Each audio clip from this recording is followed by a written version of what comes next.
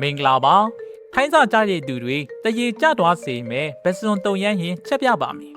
အချင်းအဆက်အချိုး၃မျိုးလုံးကွက်တိပဲမို့စားလိုက်ရင်ရှာမရှာတတနဲ့ရတာကရှယ်ပဲဗျာ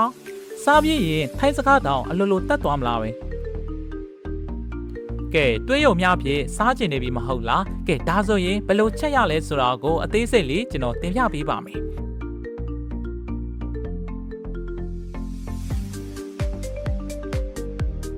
ဘာဝင်တော့ပစ္စည်းတွေကမှုန်အနေငယ်ပါမယ်ငရုတ်ဒီစိန်တမယာတီဆောက်ရွက်ဗရဲကောဆပလင်တချောင်းဆက်နနန်အနေငယ်ပါဝင်မှာဖြစ်ပါတယ်အရန်ကောင်းကျင်တယ်ဆိုရင်တော့နှုတ်စိန်လေးပါနည်းနည်းလေးထည့်လိုက်ပါဘစွန်နဲ့ကင်းမိုကမိမိကြိုက်နေတဲ့တလောက်ထည့်လို့ရပါတယ်နောက်ပိတ်ဆုံးရေးကြည့်တာကတုံရန်အနှစ်လေးပါဝင်မှာဖြစ်ပါတယ်ကဲဆပလင်ကိုတီးပါမယ်ဆပလင်ကိုအရန်တေးသေးလေးမတီးပါနဲ့အခုကျွန်တော်တီးပြတယ်လို့မျိုးတီးရမှာဖြစ်ပါတယ်ဇပလင်တီးပြီးရင်ဗရဲကောကိုထပ်ပြီးတော့တီးပါမယ်ပါပါလေးလီးရင်လည်းရတယ်လို့အခုကျွန်တော်တီးတဲ့ပုံစံလေးရပါတယ်အဓိကကသူ့ရဲ့အနက်နဲ့အရသာဖတ်ဖို့ရည်ကြည်ပါတယ်အဲ့ဒါပြီးရင်ဆောက်ရွက်ကိုတော့အလဲမှာရှိတဲ့အယိုးတွေကိုထုတ်ပေးမှာဖြစ်ပါတယ်ပြီးတော့ရင်ကြက်သွန်တွေလှီးပါမယ်တမယာဒီကိုလှီးပါဖြစ်ပါတယ်ဆက်နနန်ကိုလည်းအဆင်ပြေတယ်လို့လှီးပေးလိုက်ပါခင်ဗျာ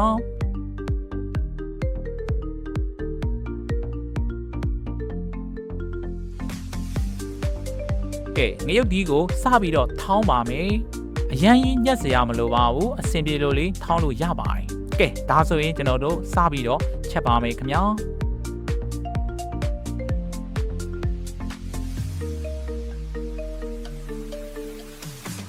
ရေနှဲငယ်ထည့်ပြီးတော့စူတဲ့ထိကိုစောင့်ရမှာဖြစ်ပါတယ်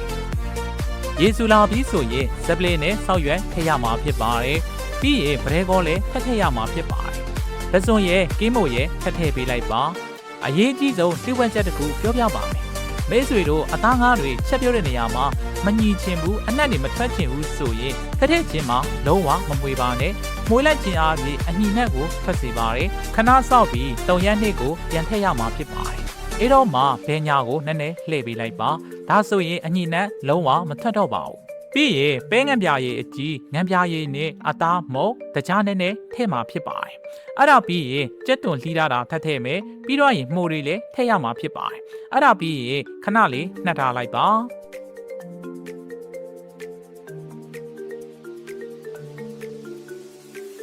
စူလာပြီးဆိုရင်နှုတ်စိန်ထည့်ပါမယ်တမယာဒီလည်းညှစ်ထည့်မှာဖြစ်ပါတယ်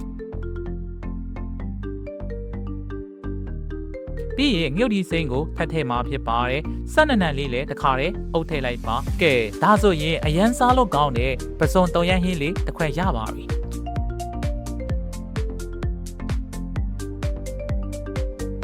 ချက်နီလေးကလည်းလွယ်လွယ်လေးမို့အားလုံးပဲချက်တတ်မယ်လို့မျှော်လင့်ပါတယ်ကဲတူတူချက်စားကြမယ်ခင်ဗျာ